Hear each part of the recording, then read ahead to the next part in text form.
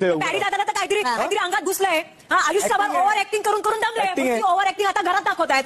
मी काल जे काही वागले त्याची खरंच सॉरी. बिग बॉस मध्ये एका व्यक्तीला बघितल्यावर तीव्र सनक डोक्यात जाते. तिला जान्हवी किल्लेदार असं म्हणतात. तुमच्या पण डोक्यात जाते का ती? प्रत्येकाच्या ती डोक्यात जाते. मी तिच्या अकाउंटवरती जाऊन तिच्या कमेंट्स पण चेक केल्या. सगळ्यांनाच तिचा राग येतो. मग रितेश देशमुख का गप्प आहे? मागच्या विकेटला पण वाटलं होतं की रितेश देशमुख तिला खूप ओरडेल. सगळ्यांच्या कमेंट वाचून दाखवल्या पण तिला कधीच कोणी काही बोललं नाही. सगळ्यांचीच तिला ऐकी काढते. घराच्या बाहेर हाकलणार बोलते. कुणाला वाटेल तसं बोलते. वर्षातही झालं, पॅडी दादा झालं, सगळ्यांनाच ती तसं पण बोलते. रितेश हे खपून का घेतो मला हेच कळत नाहीये.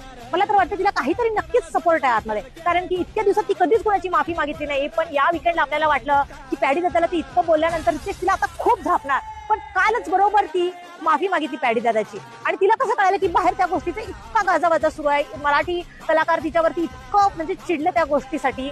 पण आज त्या गोष्टीसाठी कुठेच काही चर्चा झाली नाही. मग तिने आजच कशी काही माफी मागितली. बरोबर प्रत्येक वेळी निकी चिटीला फक्त एवढंच म्हटलं जातं की तुमचा मुद्दा बरोबर